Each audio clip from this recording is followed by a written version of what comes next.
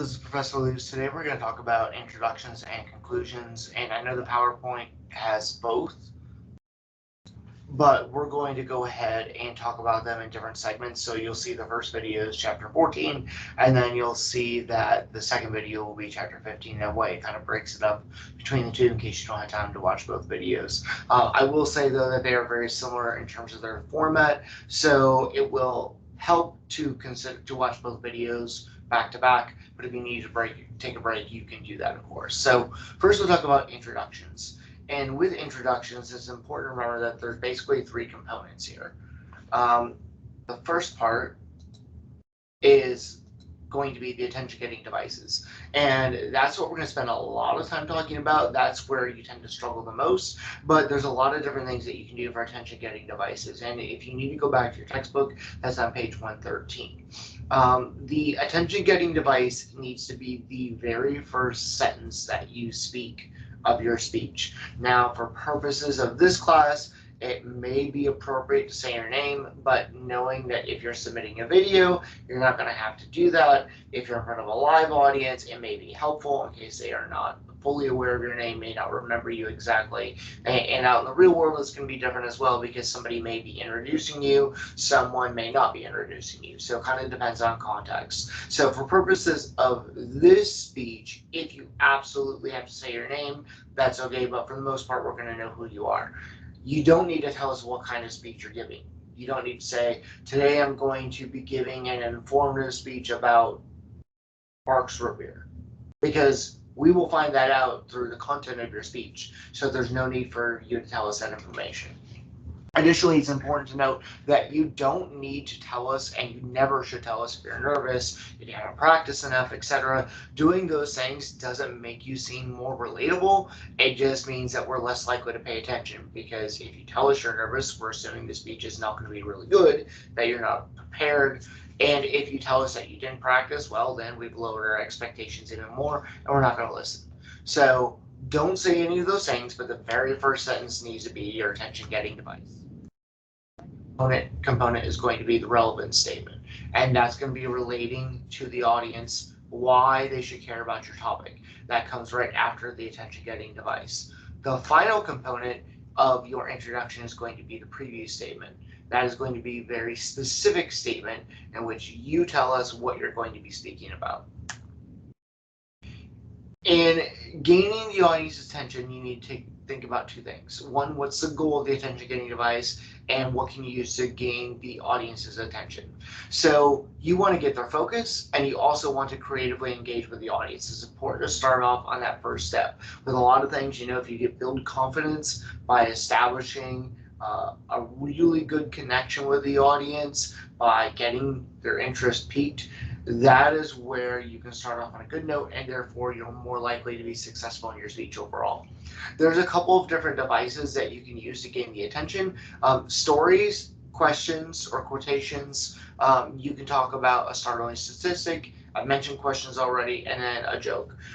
I think a joke is the hardest to use. I don't think it's impossible, but I think it's very difficult to make a joke that also ties into what you're about to say. Quotations, I think, can be really useful. Questions, I'm not a huge fan of, because often questions don't really serve a deep purpose. It's hard to ask a question where the audience knows whether or not they should answer. So a rhetorical question, you don't want an answer, and often the audience may feel compelled to say something, and then therefore it creates an awkward situation where you weren't expecting them to speak. On the flip side, if you are expecting a response, you have to be very careful with the types of questions you ask. I've once had a student ask something like, how many of you have ever done something illegal? Well, the audience is going to be put on the spot, and they probably shouldn't answer that question, right? So you have to ask a question which they can answer. You also need to indicate that you want a response. So it might be something more generic, by like a show of hands, how many of you have shopped at Walmart in the past week? And a vast majority of students' hands would go up. But questions are really tough to navigate. I like quotations, and I like stories. Stories are really beneficial because You can use a short story or a long story. Short stories kind of get to the point really quickly. Long stories I like because they can be integrated throughout the speech. So you could use the beginning of the story in the introduction, a middle of the story in the transitions of your speech, and then the end of the story for the conclusion.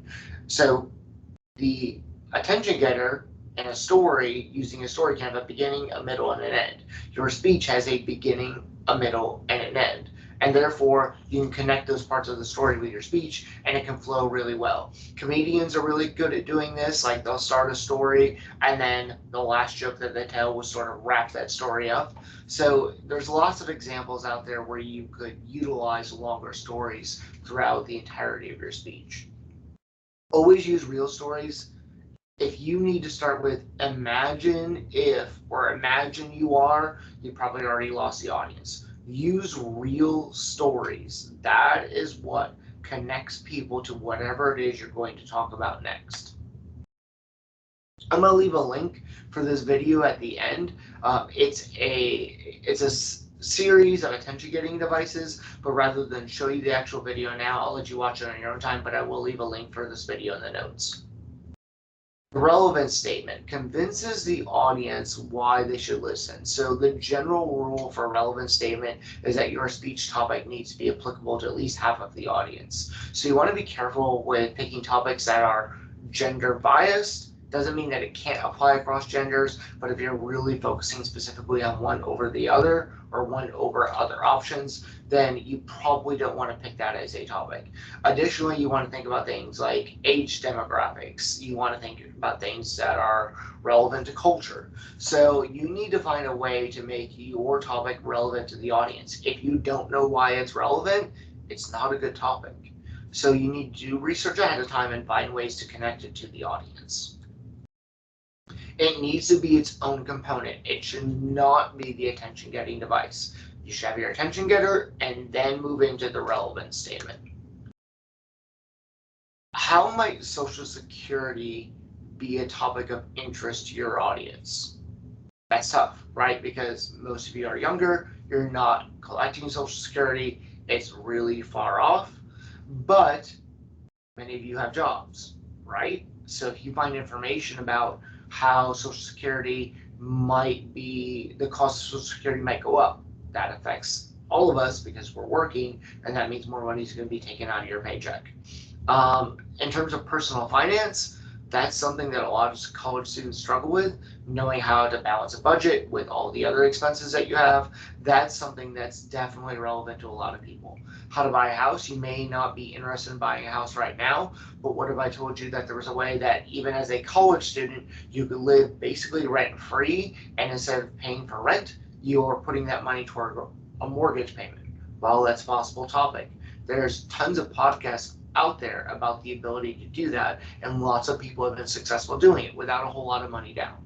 So there are options available to you to take a topic that seems like really big in scope and make sure it's narrowed toward your audience specifically. The preview is going to be the last component of the introduction. You want to make sure that you identify your main points explicitly.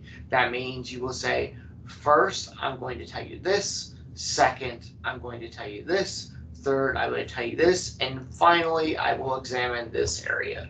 So you need to be explicit in your preview statement. It's usually one sentence. It could be slightly more, but it doesn't need to be long and convoluted. It needs to be very clear what your main points will be. I think numbering is an easy way to do that. If you have 2 main ideas, that's fine. If you have 3, that's fine. If you have 4, that's fine.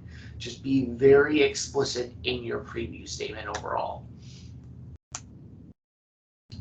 It starts the pattern of repetition. Why is repetition important? Well, you know, your memory is fairly short. I mean, if I asked you what you did yesterday, you'd probably remember it, but what did you do 2 weeks ago? That's going to be a struggle, right? What did you watch on TV last Tuesday? That's going to be pretty tough as well. So you want to think about this from the audience's perspective. You know the content really well, they don't. And you're going to repeat those main ideas essentially 3 times. The preview statement, when you're actually talking about the main idea, and then in the review statement in the conclusion. So that repetition is established starting with a preview. Okay, and then the next video will be on conclusions.